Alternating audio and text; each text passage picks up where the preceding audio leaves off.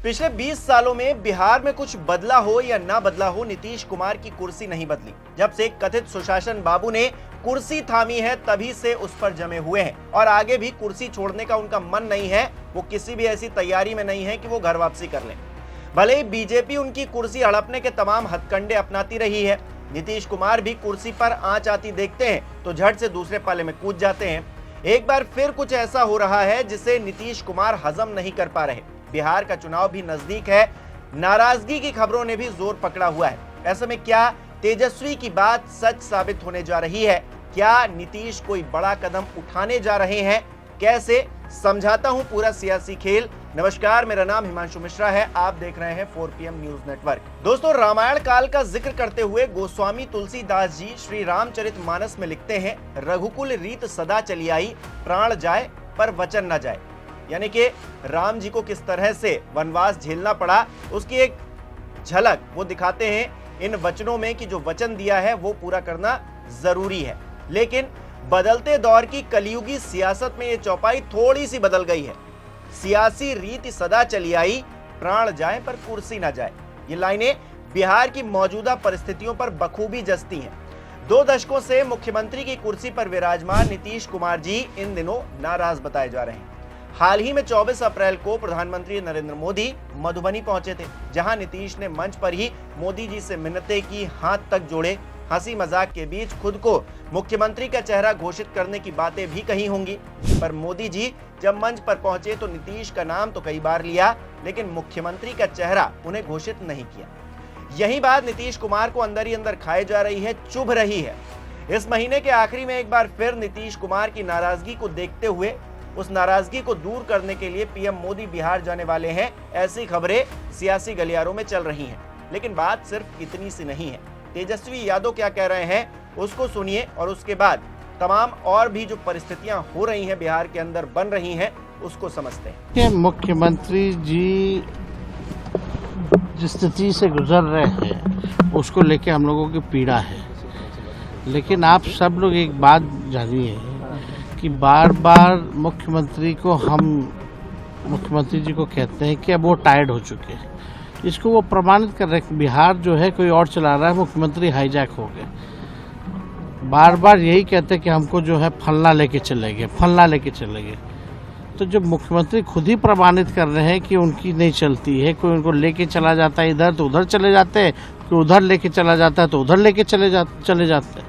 तो खुद को अपने आप को प्रमाणित कर रहे हैं मुख्यमंत्री कि अब वो खुद ही नहीं चल पा रहे हैं अपने मन से, तो वो बिहार कौन चला रहा है?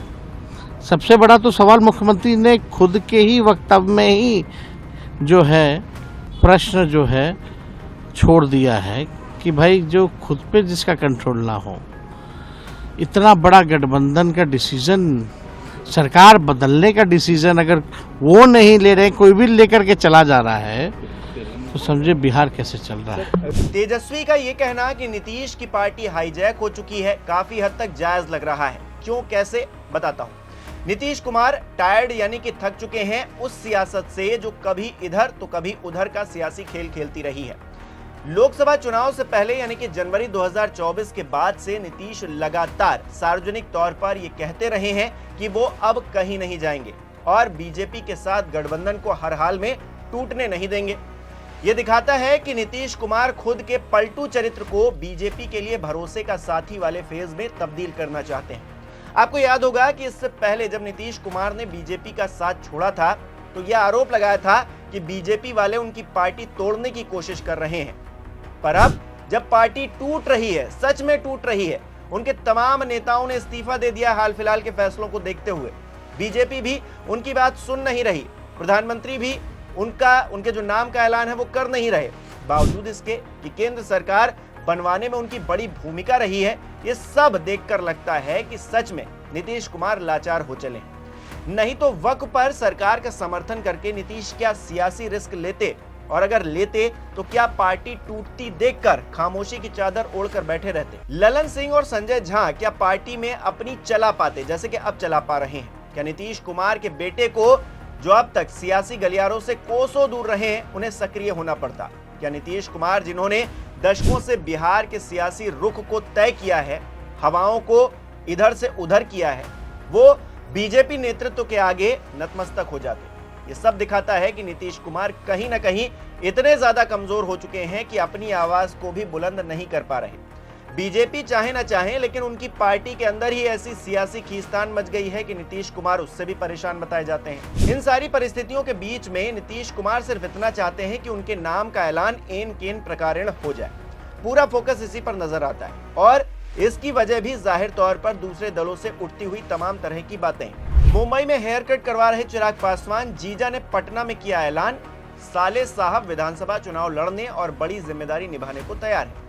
यानी कि चिराग आने वाले वक्त में बिहार में चुनाव लड़ेंगे और चुनाव लड़ेंगे तो जिम्मेदारी भी मिलनी चाहिए। तो नीतीश कुमार की कुर्सी पर उनका दावा ठोकना अब जो है संभव नजर आ रहा है। ये संभावना दिख रही है कि आने वाले वक्त में चिराग पासवान भी ये कह दें कि हम भी मुख्यमंत्री बनना चाहते हैं।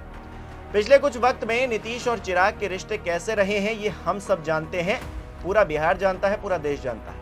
ऐसे में गठबंधन के साथी भी आंखें गड़ाए हुए बैठे हैं। नीतीश कुमार को ये अच्छे से पता है। जितिन राम मांझी तो प्रेशर पॉलिटिक्स खेल रहे हैं इन दिनों, कह रहे हैं कि क्यों ढह जाते हैं पुल, हम जो कहते हैं वो नहीं होता, जो होना चाहिए वो सरकार नहीं कर रही है। मांझी को भी ये पता है कि नीतीश कुमार इस वक्त किस दौर से गुजर रहे हैं, इसीलिए उनका भी मानना है कि वो सीएम फेज का ऐलान तब देखना चाहते हैं जब चुनावी नतीजे सामने आ जाए। इसके अलावा बिहार बीजेपी के अध्यक्ष हैं दिलीप जायसवाल, वो कहते हैं कि राज्य में मुख्यमंत्री का चेहरा कौन होगा ये बीजेपी संसदीय बोर्ड तय करेगा। अमित शाह भी कुछ ऐसा ही बयान दे चुके हैं। दूसरा मसला सीटों को लेकर भी उठ रहा है, जहां नीतीश सूबे की 243 में से करीब 120 या उससे भी ज्यादा सीटों पर चुनाव लड़ने की फिराक में है, तो दूसरी तरफ कहा यह जा रहा है कि बीजेपी जेडीयू को 50 के आसपास सीटें देने पर विचार कर रही है। हालांकि आधिकारिक तौर पर अभी कोई जानकारी इससे रिलेटेड सामने नहीं आई है। चुनाव का ऐलान होगा तब पता चलेगा कि कितनी सीटें किसके पाले में हैं। फौरी तौर पर नीतीश कुमार की नाराजगी है जो कि चर्चा का विषय बनी हुई है। उनकी ये डिमांड कि जल्द से जल्द मुख्यमंत्री के लिए उनके नाम का ऐलान कर दिया जाए।